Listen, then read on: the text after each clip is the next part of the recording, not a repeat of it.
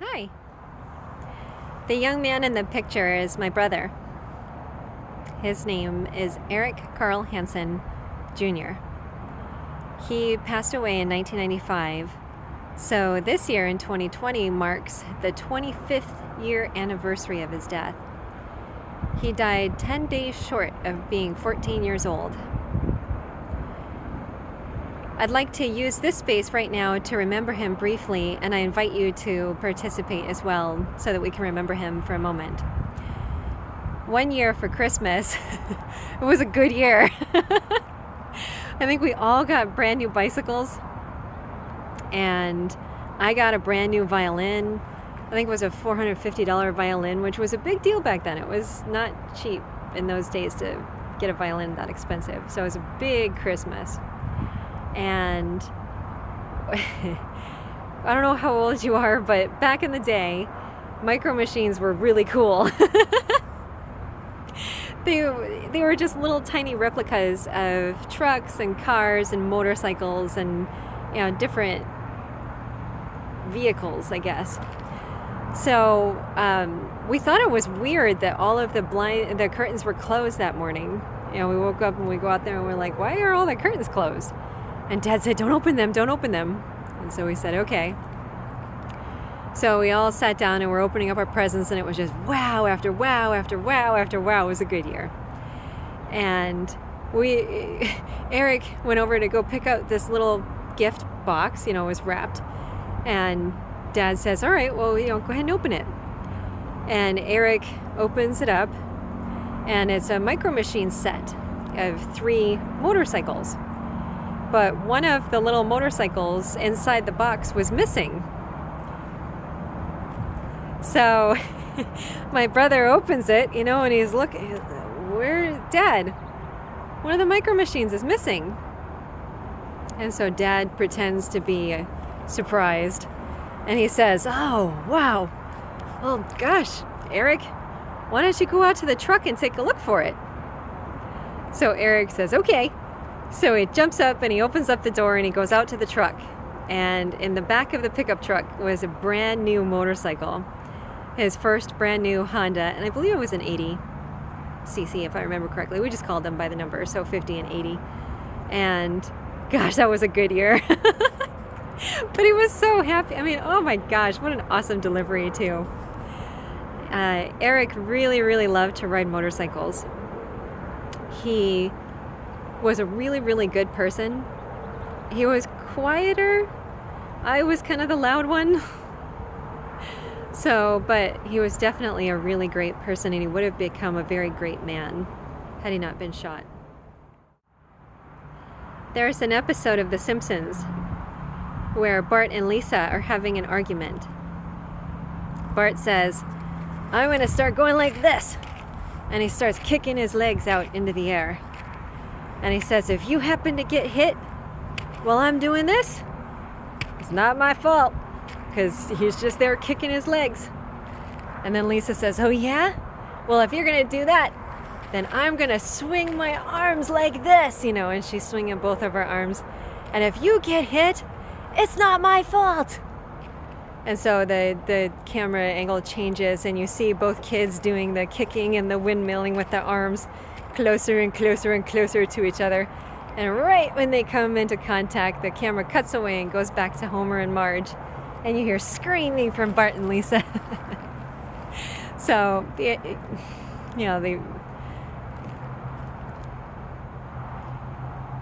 the same way, Angelo Fotopoulos III, I think, it's either the second or the third, also known as Chip, who still, I believe, lives up in the Hull Creek area, have fun with that, did something kind of similar, pointing the gun at my brother while the friend was in the other room. And my brother, sensing that something was wrong, brought up his head and was shot. So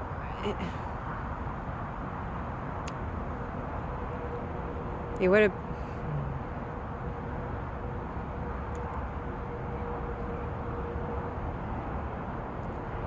It was a significant life lost. I really need him now. He's my brother. Thank you for taking a moment to remember him on this 25th anniversary of his passing. He was a really good person, and he would have been a great man, a great father. A little cute story, just to throw it in here because it's kind of sweet.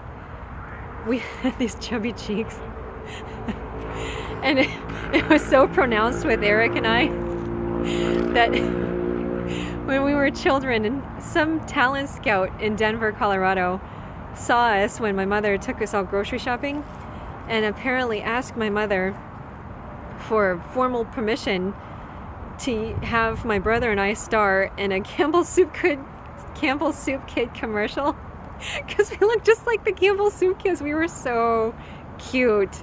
Oh my gosh, we were adorable. And then of course, as we got older, the gender differences made our appearances shift a little bit more in other directions. But yeah, that was kind of fun. Dad said no. Mom said yes to being a model, but Dad said no, don't do that to the kids.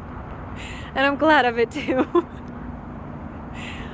I can't say that my life turned out all that great, but like at least I didn't end up in like a Vegas bathtub overdosed after a failed modeling career that began in the Campbell Soup Club.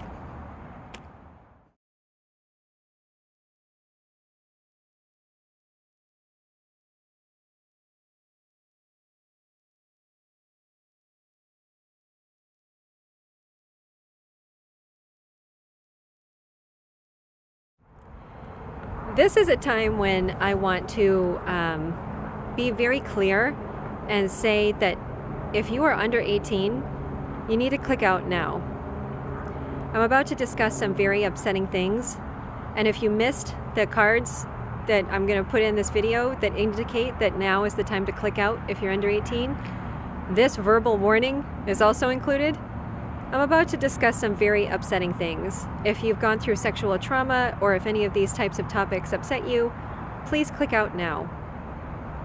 I'm only sharing it for the people that are there left to deal with the carnage since I was removed. So if you look at that picture on the postcard that you received, there are 4 children on that couch. I am the one, I think, farthest to the right, and our brother is the one in the, he's all excited, jumping out, and I'm pretty sure our father took that picture because that was really the only time Eric was that happy, was when Dad was around. The other 2 little girls in the picture look a little bit different than Eric and I, don't they?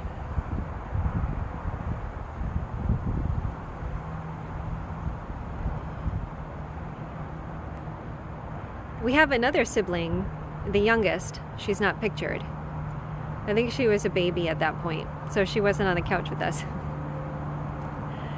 When I was a teenager, my dad asked me a very uncomfortable question if he thought the youngest was his.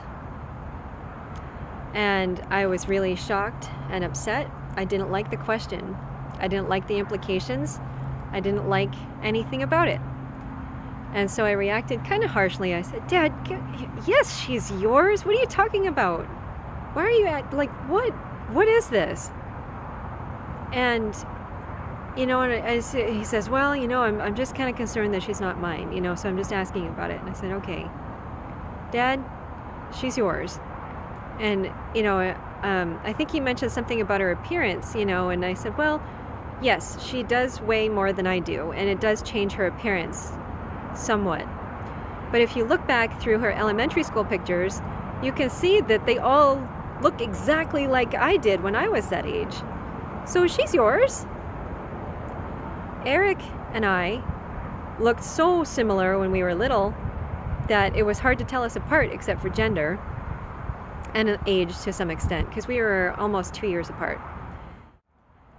When the youngest was a baby, Dad was really mean to her. He would beat her, he would pull her hair, he would blow in her face when she was crying and stop her breathing. He would call her horrible names and treat her very badly. My mother wouldn't stop this. I was generally the caretaker, So when Dad would do this, I would jump up and be like, Dad, are you just tired of the baby? Give her to me. Like, did you just max out on baby time? Hand her over. And so I'd take her back from my father, who would sit there and look at me and just smile and start laughing in like a really weird way. So when he asked me about this later, I was seriously upset, and I said, Dad, no. Look at the pictures from when she was little and compare them to me when I was little, and we're very, very similar. Yes, she's yours. We didn't talk about the other 2 girls.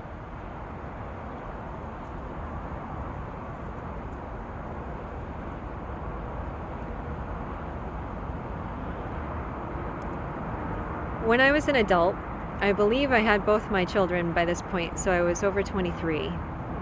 And I won't mention which one. One of them was on the phone with me, and she asked me if Dad had done anything to me at any time throughout our life, inappropriately. And I was again shocked, and I said, no. What are you talking about? Like, ew, what are you talking about?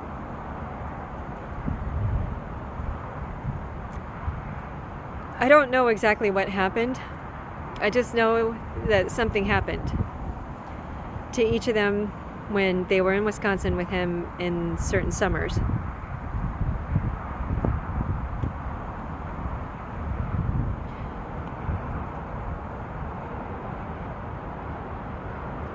So if you look at the picture from the postcard and you see these 2 little girls who look different than my brother and I, imagine what that does to their father.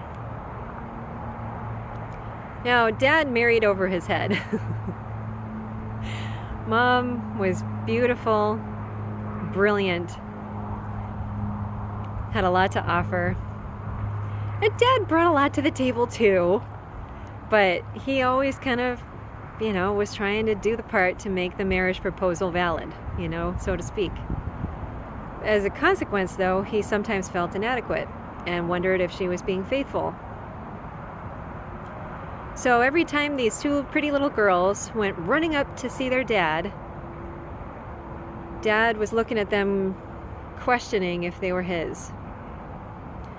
And this was before DNA testing was really accessible and prevalent and something that people could use, in the way that people do now. And so this man went for many, many years just looking at these little girls, wondering if they were his. And in the meantime, these little girls grew up without the love of a father. Because every time they went rushing to him with open arms and an open heart, Dad was looking at them with the stink eye. Couldn't give them love. They were starving for it. Who got the love? Me. Because I looked like him and I looked like my brother. Little girls can't hate Dad. They need Dad's love. So who did they start hating? Me.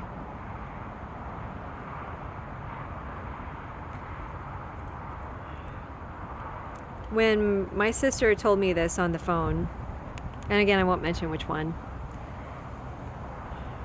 I was disgusted, frustrated.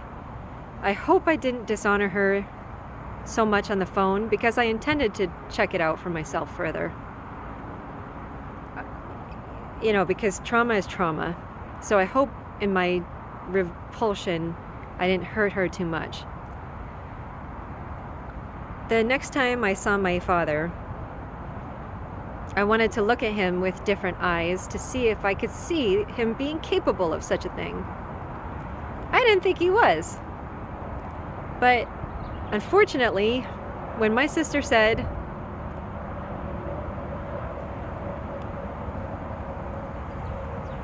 when my sister felt validated because her and the other sister got a form of attention that I did not get, even though that form of attention was very, very, very wrong,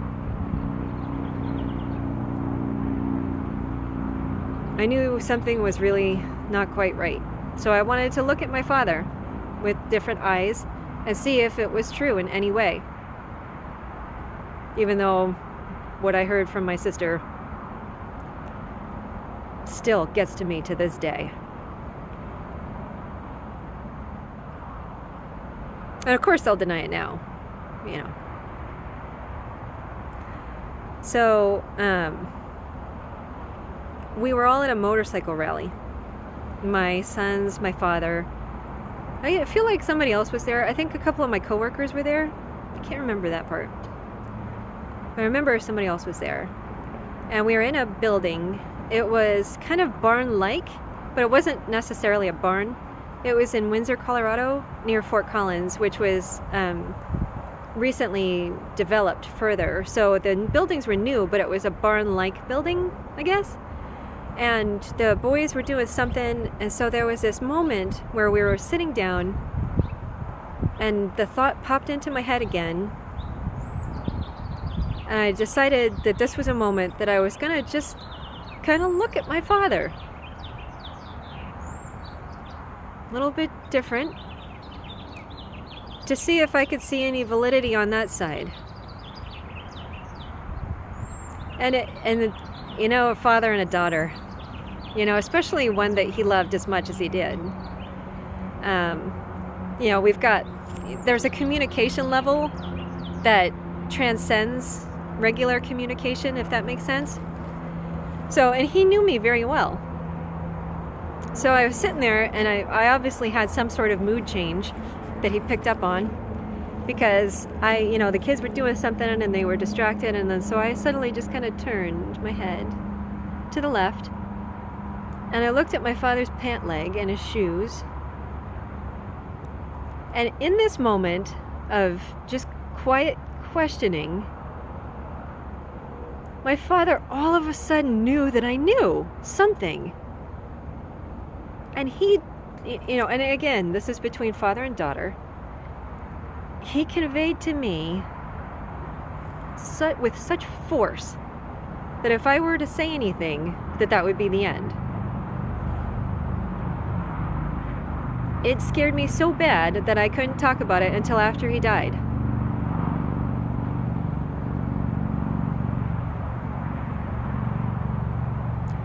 There was truth to what they said, or what she said about what happened to them. I don't want to know exactly what happened. When the girls got married, Dad gave as much money as he possibly could. Got gifts, lots of great stuff. He knew that at some point these girls weren't going to be valid partners in a marriage, because this type of thing will bubble out. It's not going to bubble out clean. It's going to bubble out messy. It's going to look nasty, and nobody's going to know what the heck is going on. It's a big part of why I'm doing this video. I got some nieces and nephews that I've never met. I wished I could have been a part of their lives, but we were driven out. We were robbed from, we were driven out and abused, neglected, tortured, until we just had to leave. Dad allowed it because he wanted the girls to stay quiet. So he just let them punch on me. It was horrible.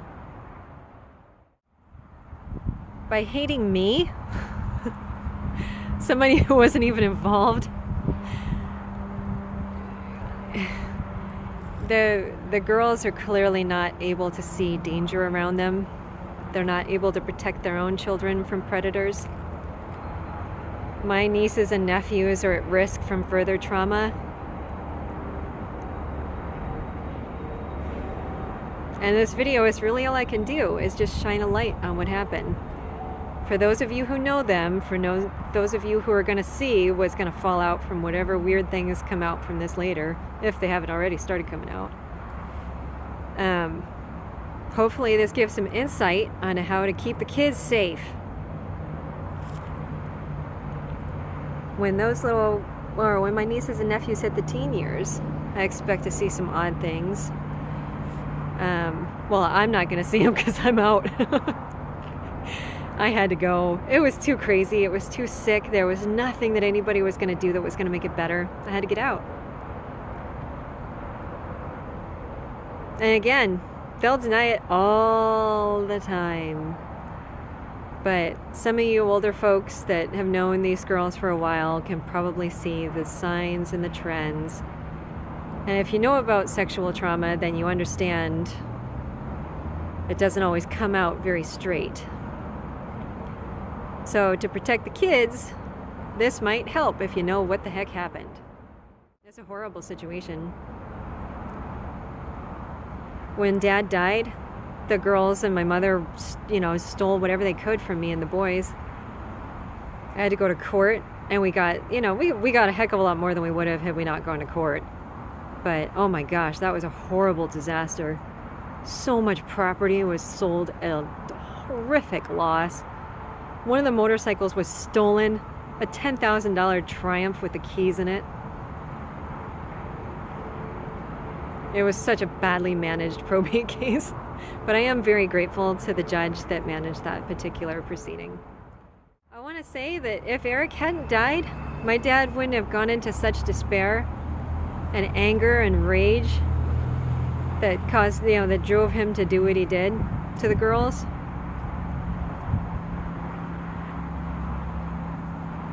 I was like, Dad, at least get a DNA test. Oh my God. Sorry, I'm laughing. It's not funny. It's really not. It's horrific.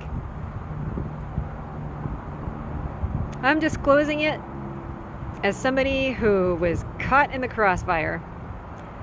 No lifelines, no support, just constant abuse from these girls.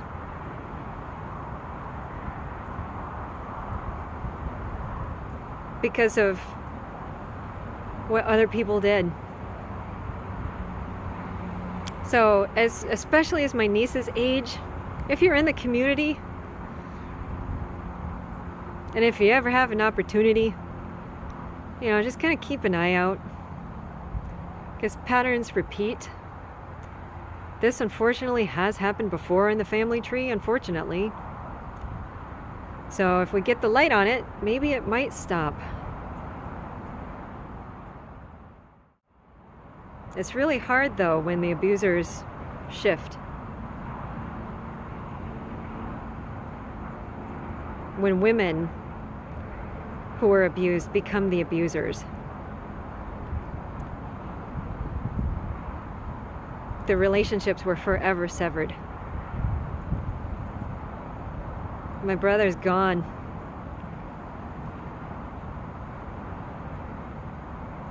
But maybe the kids will be all right.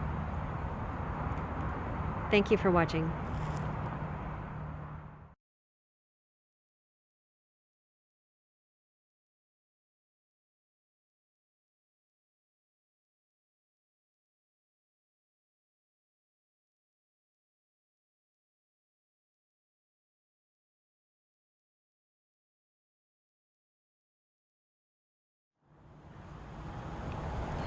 So, my mom, I thought she was been dead for years. So I've already grieved and gone through all that stuff, and I'm in a much healthier place than what's evidenced in my mother's obituary. And so that's why I'm doing this little addendum here. My mom was actually a pretty cool person. She struggled with severe mental illness, and I'm going to talk a little bit about some of the stuff she did before she threw me away. 3 years ago, I was approached by a man I used to work with down in Fort Collins, Colorado. He flew up to Seattle specifically with the intention of encouraging me to consider marrying him. Very nice.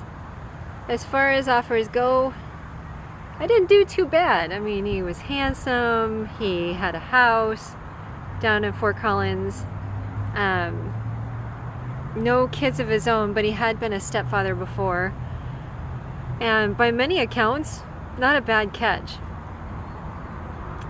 And I was confused though, because for the last 10 years, all he was doing was kind of hinting at sex and stuff like that, and then all of a sudden he wants to get married. And I was like, well, okay, why? And the reason why was because he was 49 years old and wanted to have kids as fast as possible. And I told him up front, I said, yeah, that's not this girl. I'm not having any more kids. And he wouldn't listen.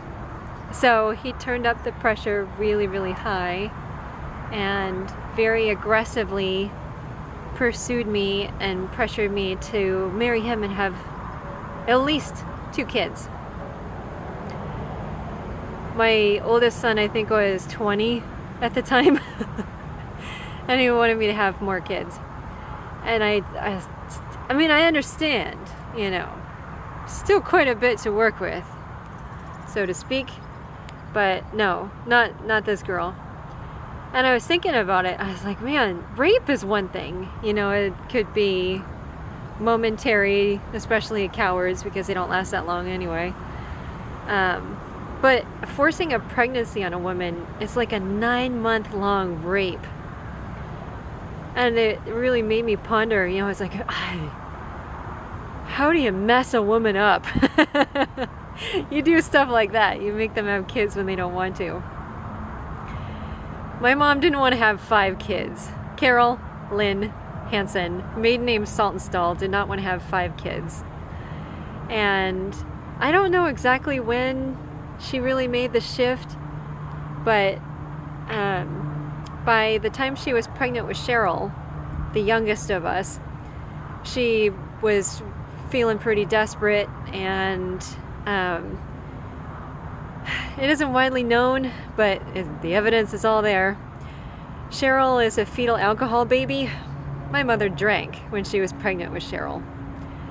That's why Sheryl looks kind of different compared to me and then has different abilities. My mother drank when she was pregnant with Sheryl. So she was a fetal alcohol baby. Frenchtown School District, I don't know what they did or how they did it, but they just never bothered to do anything to hold my mother accountable in any way. Or maybe they just didn't realize that Sheryl was a fetal alcohol baby. I don't know.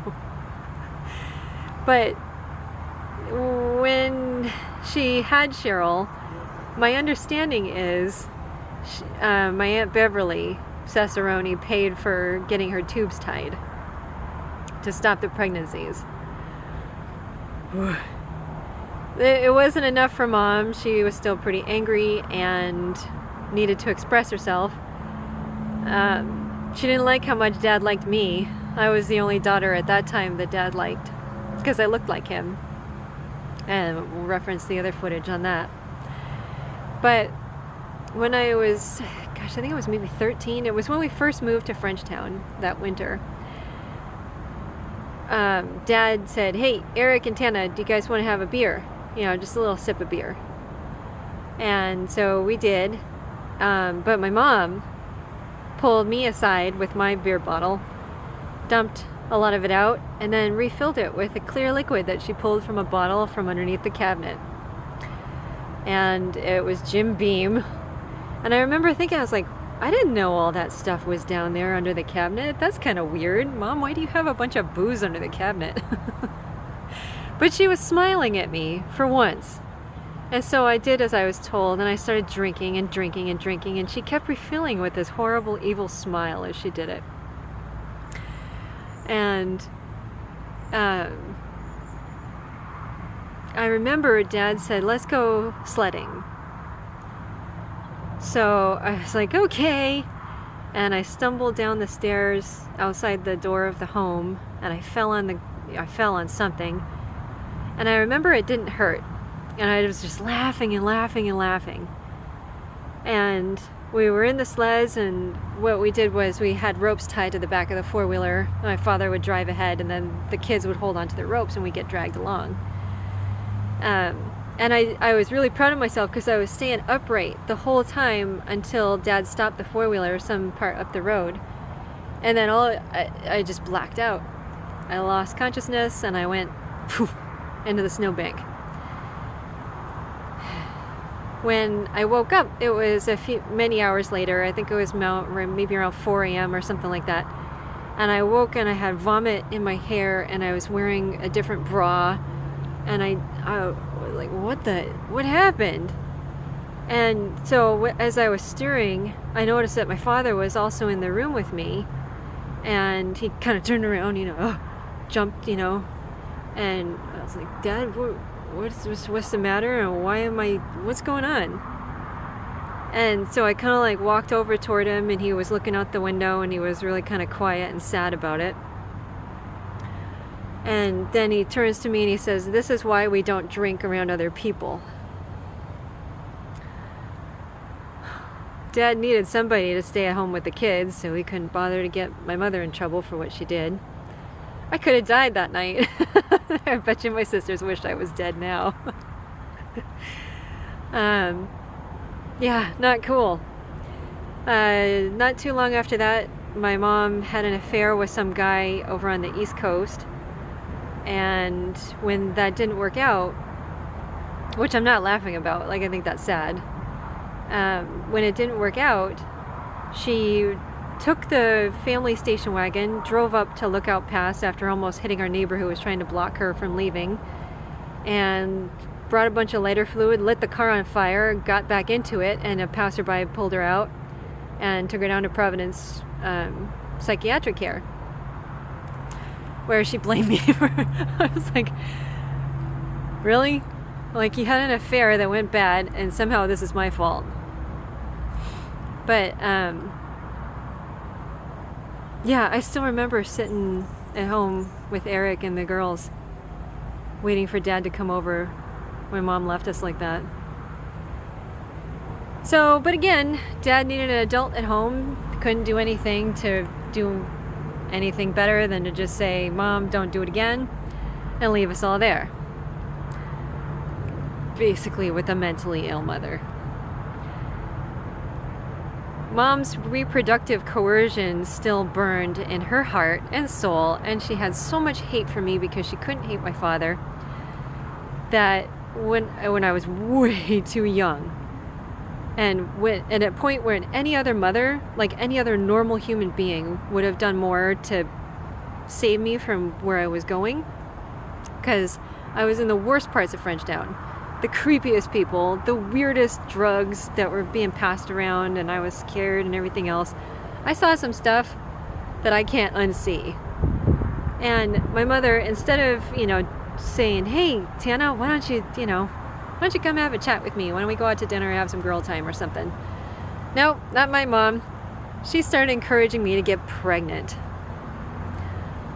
The first time she started, I was 14 years old.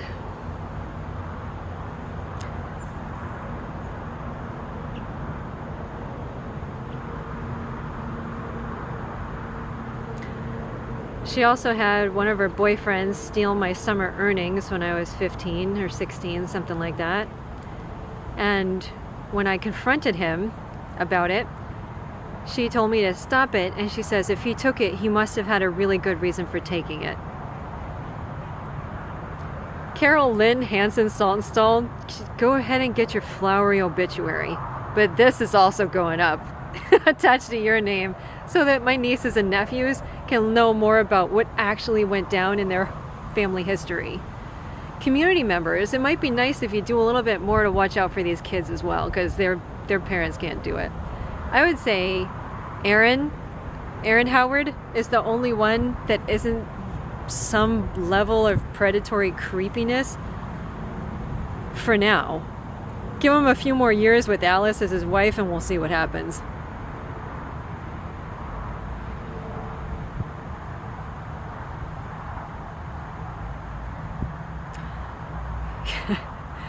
My mother didn't want me and the boys around to mess up her happy little end of life thing, which I'm quite sure Alice was not forthcoming with how much of the property my father bought for the family, the proceeds from that. I'm quite sure Alice kept more than what she let on to old Patrick when it came time to put Mom in the home. Laura and I look so different that at Laura's wedding, everybody on her in-laws' side, like all the creepy guys, like I don't know if it was brothers or cousins or what the heck was it, they were all like coming after me as if I was just some slut bridesmaid, not Laura's sister. And frankly, it's fine. Like, the way that the girls were raised, they're essentially raised as my half-sisters anyway. I don't care. But it goes to show you, there are predators, sexual predators, and then there are the ones that hide them. My mother hid my dad. She knew what he did, but she hid him. And then Alice and Laura and Sheryl in that obituary just make it seem like they had a nice, happy marriage. Now, Dad divorced her when Sheryl turned 18.